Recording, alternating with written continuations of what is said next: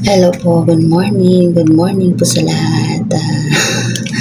Kumusta po ang lahat? Kumusta po yung ating mga buhay-buhay? So ayan, ako po ay magkakape at mag-aalmusal. Mag-aalmusal po ako tinapay. Tinapay lang po ngayon kasi tawag nito, natamad po ako maghiwa-hiwa ng mga kasi dami po pong gagawin, dami nakaabang na trabaho sa akin.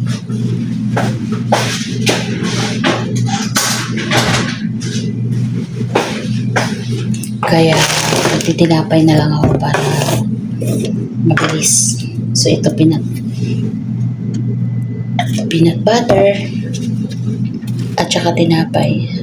Alam niyo ito, kinakain ko. Yung iba ayaw nito, tinatapon lang. Pero ako kasi nanginayang, kinakain ko na lang. Sayang kasi, tinatapon lang din kasi man dito. Ako nanginayang po kasi yung iisip ko, marami pong nagugutom. Part pa man din po yan ng tinapay. Hindi man sa pagiging kuripot, no, pero yung iniisip ko po kasi yung, alam niyo yun, yung mga taong nagugutom, napakarami po ng nagugutom na tao. Kaya yan, kinakain ko na lang po yan siya dyan. Ko po siya tinatapon. Ako yung tagakain ng gilid ng tinapay.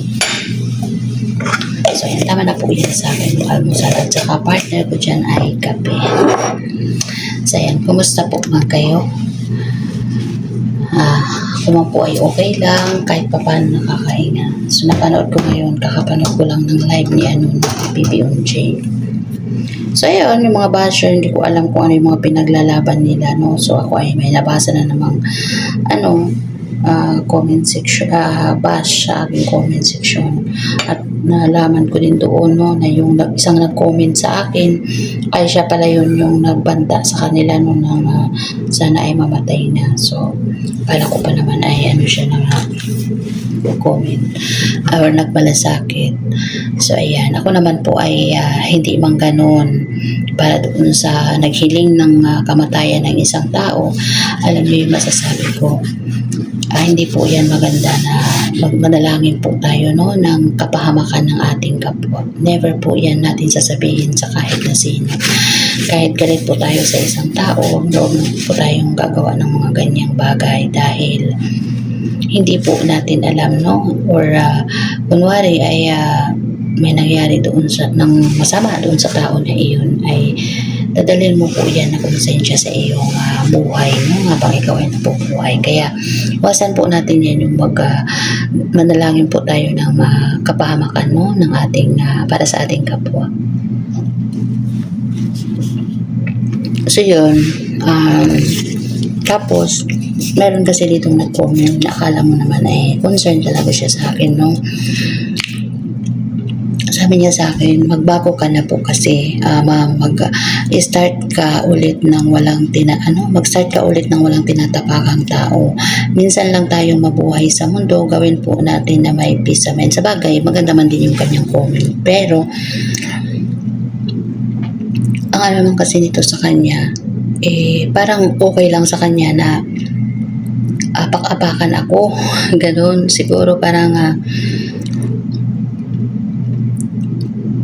sabi niya, anong tawag nito? Huwag po na po natin gawin, yun na lang po ang work nyo. Ginagawa ko man po yung aking trabaho. Sabi niya, gawin nyo na lang po yung work nyo dyan at content na walang kini-question. Wala man po. Nasabi ko man lang po yun dahil bilang isang ina, no? So yung mga naano ko na iyon, bilang isang nanay, ako po ay ganito talaga bilang isang nanay para sa mga bata. Ayan, ito yung inaano niya sa akin. Parang ang niya ay hindi daw maganda yung aking salita. Aminado man po ako doon na hindi maganda yung aking nasabi. Kumbaga ay namali lang ng pagkasabi dahil sa bigat ng mga emotion, no, nung time na yun. At yung mga damdamin. Alam niyo naman na pag yung punong-puno ng galit yung puso mo ay malano mo na lang na hindi na maganda yung lalabas sa iyong bibig. Pero para sa akin, hindi naman din siguro ganun yung kapangit. Na ano lang siguro, kumbaga ay na mali lang, no? Na nagawa lang na negative yung ano na yung pagkasabi na doon naman sa yung umiiyak ako na nagkagalit ako yung sinabi ko na na puntahan niyo ako dito. Alam niyo na sabi ko yon sa galit talaga kasi alam niyo yun yung bigla ka nalang gigising sa umaga na nandiyan na yung mukha mo sa social media tapos kung ano-anong syempre nabigla ako kaya ako nasabi yun. Tapos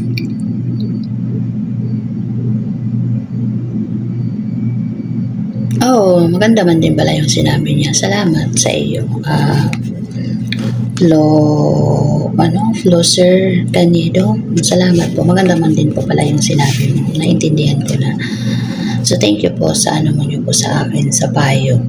Hayaan nyo.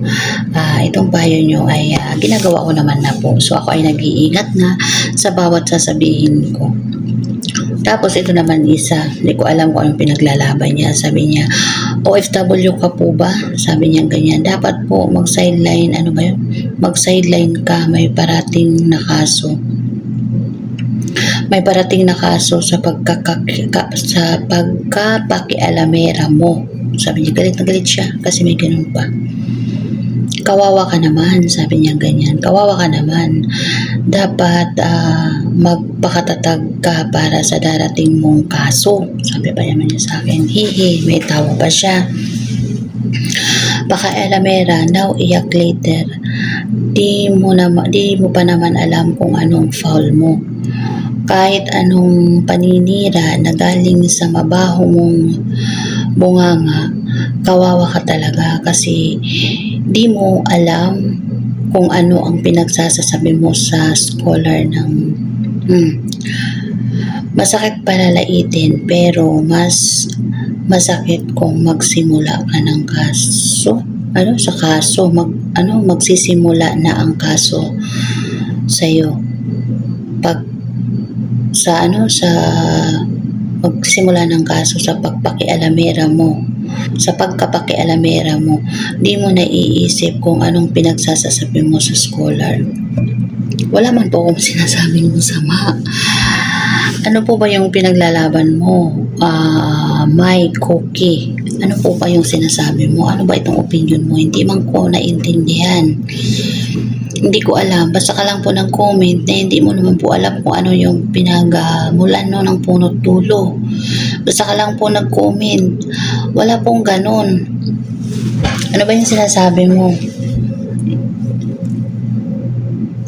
Di mo ba iniisip kung ano yung ginagawa sa akin ni Nurse Nora na nandiyan nakalantad yung mukha ko? Buti nga tumigil na siya ngayon. Wala na. Nung isang araw lang.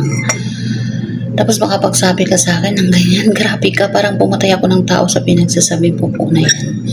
Diyos ko Lord, hindi kinaya ng aking power yung comment mo na yan. Cookie. Parang babangungutin ako dyan sa pinagsasabi mo na yan. Diyos ko Lord, patawarin ka. Hindi mo alam yung sinasabi mo. Wala mang ganyan. Kailan ba ako? Diyos ko Lord, magparatang ka sa akin, nagalit ka sa akin na dahil sa sinabi ko, pero kung magparatang ka man sa akin, mas malala. Pinagsasasabi ko. Grabe ka. Cookie. Grabe yung pinagsasabi mo ha. Mayos ka dyan sa comment section ko. Alam ko yung pinaglalaban mo kung ano man yan. May pinaglalaban ka dahil bawat isa nga sa atin ay may kanya-kanya tayong komento or kumbaga malaya tayong magsabi. Pero huwag mo naman akong paratangan ng ganyan. Diyos ko Lord. Huwag kang ganyan. Hindi mo alam kung ano po yung punot dulo. Huwag kang magsasalita ng ganyan sa aking comment section. Kain ka na lang. So ayun. Ngayon kayo mga basher, kailan po ba kayo titigil? Sa bagay,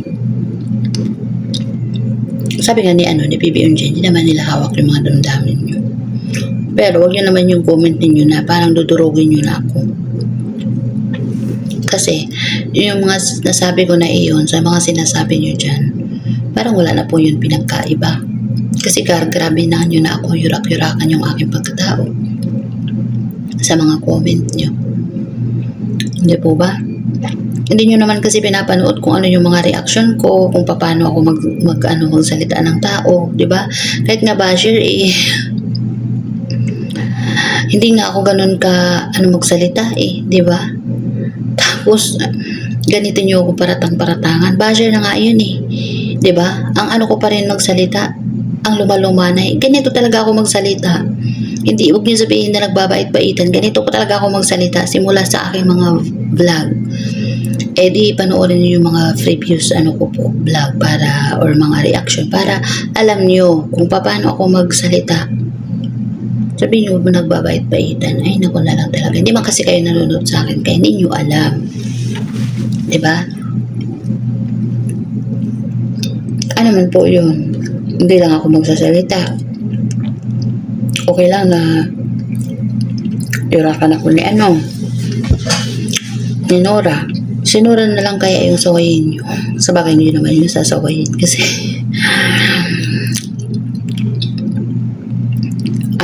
kauri nyo basher nga di ba? Grabe man mambuli sa kapwa. Grabe mang lait sa kapwa. Grabe mang mangmata sa kapwa, di ba? So wala kayong pinagkaiba doon. Kaya na yun, di ba? So yun lang guys, nag-video lang ako para may naman ako, di ba? Maisabi din ako sa mga bashers na ito kasi parang gusto nila hindi na lang yata ako magsasalita. Parang ititikom ko na lang yung aking bibig. Grabe naman. Diyos ko Lord. Hindi naman po ako si tao lang po ako.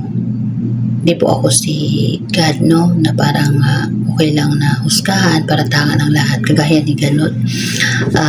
Tawag nito, si Kristo ay pinako, sa cross. Parang ganun na yung gusto niyong gawin niyo sa akin. Paratangan ng kung ano-ano, palahurain yung pagkatao.